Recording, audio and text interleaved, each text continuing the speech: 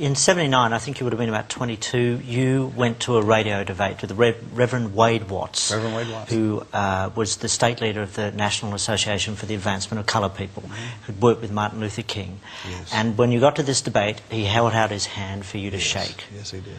Did you hesitate?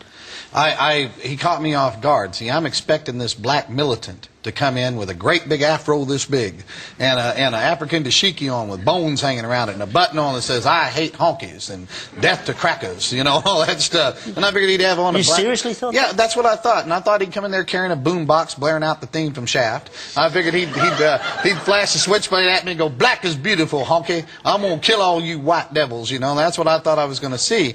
And so when the door opened up and in came Reverend Wade Watts, and he's wearing a suit and a tie, and he's carrying a Bible, and he walks up and he puts his hand out to me. He goes, "Hello there, Mr. Clare. I'm Reverend Wade Watts. I just want to tell you I love you and Jesus loves you." And I mean, I'm shocked, you know. And then he puts his hand out, and I'm shaking his hand without thinking, because this wasn't what I was expecting. Then I realized I just broke a Klan rule, and I jerked my hand back, you know. And I started looking at my hand, which he saw that, and that was meant as an insult. The Klan rule book says the physical touch of a non-white is pollution. And I thought, I just shook hands with a black person, and he sees me looking at my hand. He goes, "Don't worry, Johnny, it don't come off." And you know, I start calling him names. I go, "You no good, sorry, bleep, bleep, bleep, you mother this, you that." And he looked at me and he goes, "God bless you, Johnny." He says, "You can't do enough to me to make me hate you. I'm going to love you, and I'm going to pray for you whether you like it or not." And I didn't know how to deal with that. I had never had that happen to me before. A few years later, you burnt down his church, didn't you? Set fire to his church. See, what happened was we started off going by his house, calling him names. We got no response. Threw trash all over his lawn. Got no response.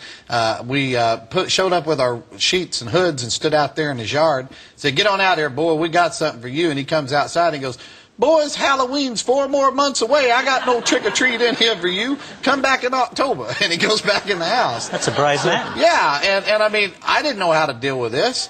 And so the Klan goes, "You got any more bright ideas?" I said, "I don't know." I said, "I'll tell you what we'll do." So we burned a cross across the street from his house. He came outside and asked us if we needed hot dogs and marshmallows for our barbecue, you know. So finally, I said, "I'm tired of messing with him," and we set fire to his church. And they put the fire out before the church was destroyed. And I remember I called him up and disguised my voice, and I said, "Hey, boy, you better be afraid. We're coming to get you, boy. You don't know who we are, but we know who you are." And he goes, "Hello, Johnny." And all that stuff. He goes, "A man like you takes the time to call me. I'm so honored." And all that stuff. He goes, "Let me do something to you." He goes, "Dear Lord, please forgive Johnny for being so stupid. He doesn't mean to be so ornery. He's a good boy trying to get out somewhere in there." And I hung up the phone on him. I said, "How dare him?" And so the funniest thing that happened with him, though, is I didn't know what to do. And I was at my ropes in. And one day we was watching him, and he went into a restaurant. So we got a bunch of us together, and about 30 of us went in there and surrounded him, and he had this chicken there on the table at the restaurant. And I walked up and I said, "Hey, boy, this restaurant's for white people only. We don't want you here." I said, "So I'm going to make you a promise." I said, "I promise you we're going to do the same thing to you that you do to that chicken. So you think real hard before you touch that chicken." So he looked at me and looked at the Klan, then he picked up the chicken and he kissed it. And when he kissed the chicken, the whole restaurant acted just like y'all did. They all start laughing, you know, and everything.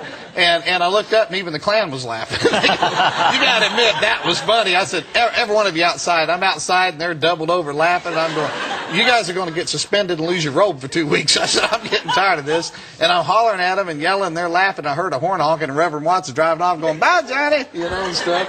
And that's how he chose. That's how one old black, we never bothered him again, and that's how one old black man defeated the entire Ku Klux Klan, because he used this instead of brawn. And he used this too, a very brave man. His heart, yeah.